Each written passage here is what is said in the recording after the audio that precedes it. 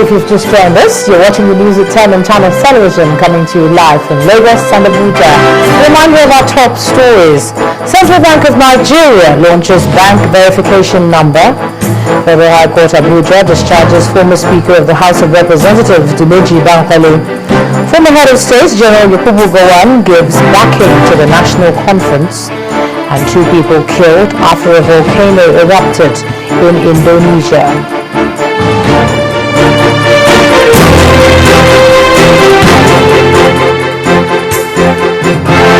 Reminder to you that all our top stories are on our website, channelstv.com, and on youtube.com/channelsweb. To get us on the move, visit m.channelstv.com to view us live on your mobile device. You can also download the Channels TV app for Android, iOS and Windows phones from their respective stores. Of course, you can also interact with the Channels Eyewitness feature on our Android and Windows 8 platforms. So if you have pictures or videos to share with us, tap on the application on your device, swipe to reveal the Eyewitness menu, and follow the instructions to share your reports, pictures, and videos. Well, here are some of the eyewitness reports that we've received today. Let's start off here in Lagos at the Adebakin Close in Akonwejo, Dokwemo. Is this bent electricity pole said to have been in this position for almost a month?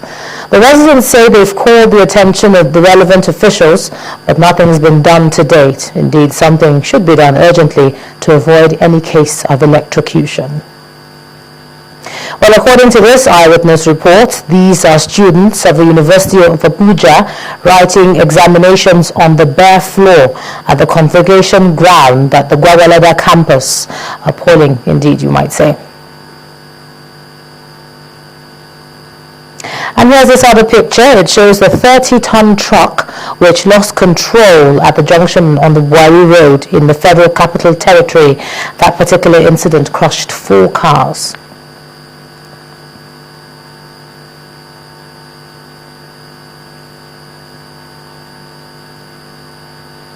And all the way in Baltimore, Maryland, is this heavy snow, a picture that's replicated in the whole of the U.S. Eastern Shore, including Virginia, Washington, D.C., New Jersey, and New York.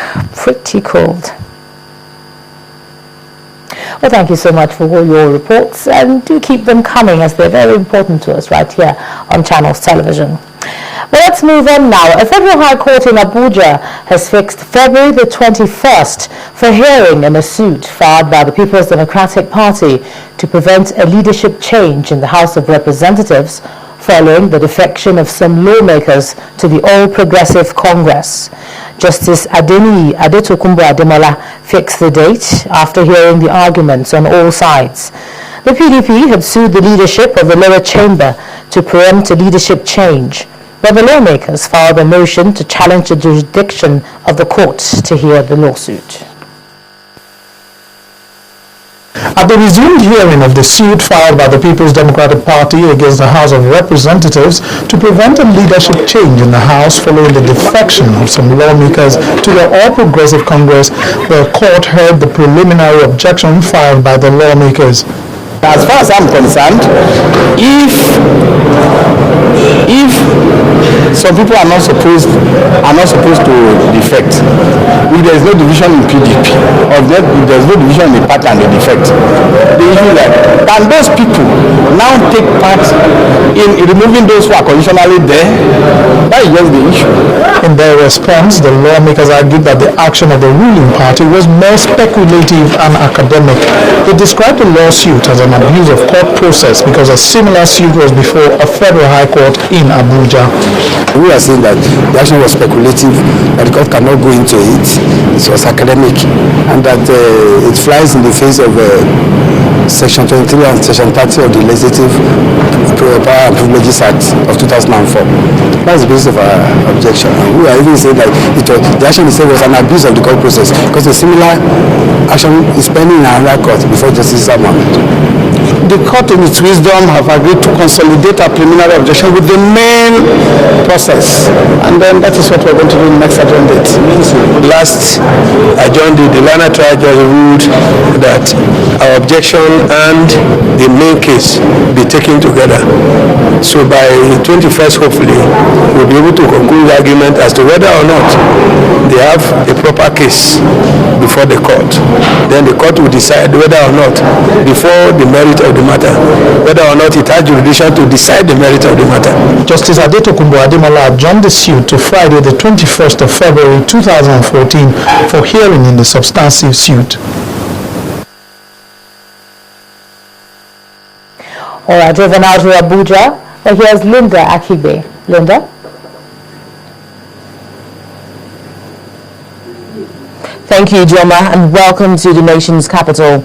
As the debate on the proposed national conference continues, a former head of state, General Yakubu Gowon, is lending a strong voice to the talks in the interest of national unity. When asked what his views are on the subject, General Gowon says he hopes the participants will indeed represent the people in the negotiations.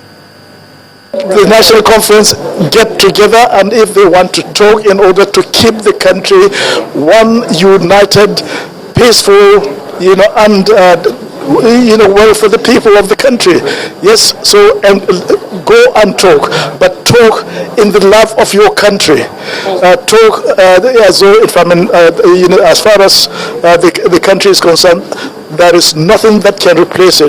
But when you go there thinking of, well, if things do not go the way I want, therefore the country should go to hell.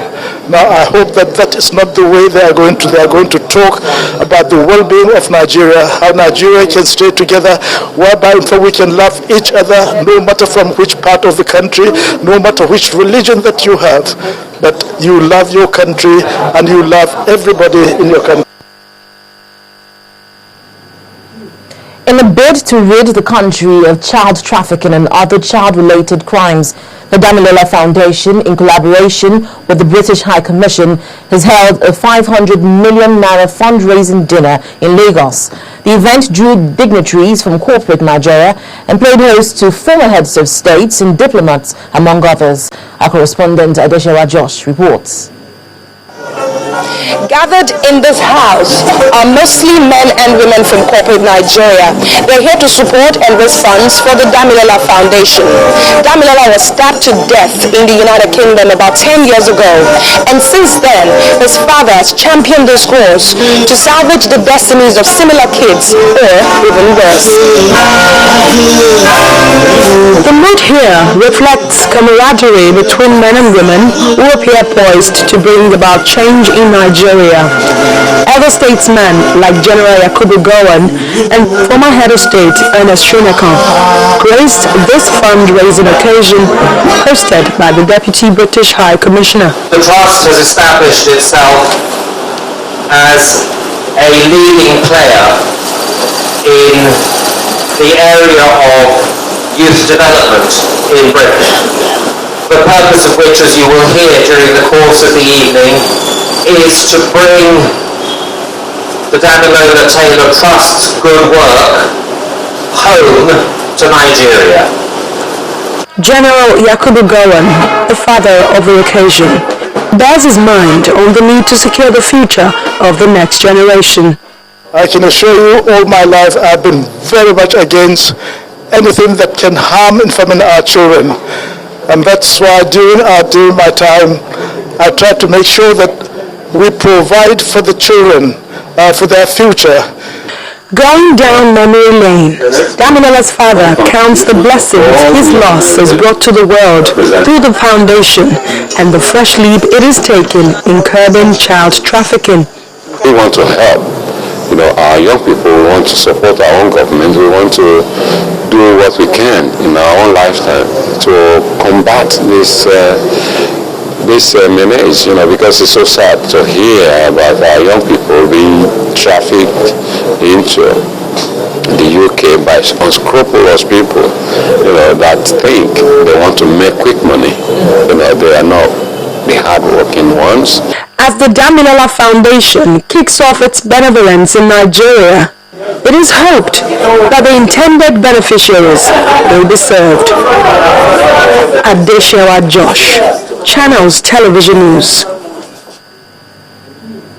The European Union has pledged to support the Independent National Electoral Commission (INEC) for the conduct of the 2015 general elections. The EU ambassador to Nigeria, Mr. Michael Arian, made the pledge during a visit to the headquarters of INEC in Abuja. The chairman of INEC, Professor Atahiru Jega, commended the EU for its partnership with the Commission and called for more cooperation with the electoral body.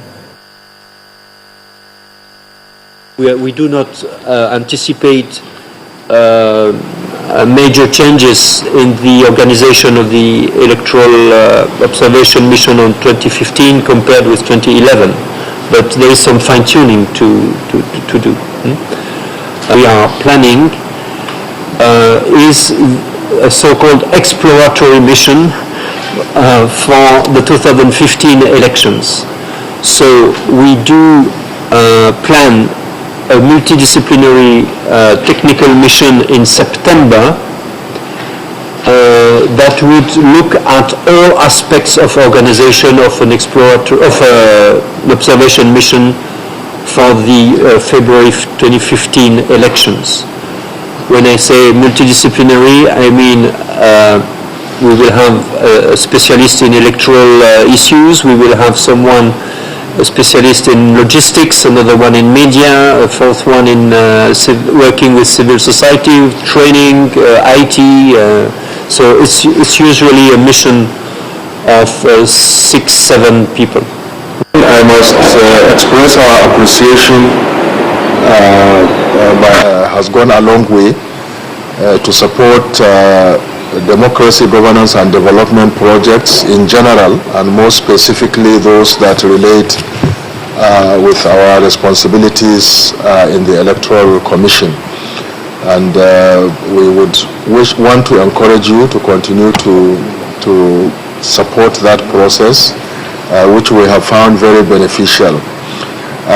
But obviously, as we move towards the 2011 elections, outside of that basket fund, there is scope for additional collaboration and cooperation in a number of areas, but to my mind, most especially in the area of voter education. And that's all from Abuja. Back to you, Ijoma. All right, thanks a lot, Linda, for that, all the way in the Federal Capital Territory.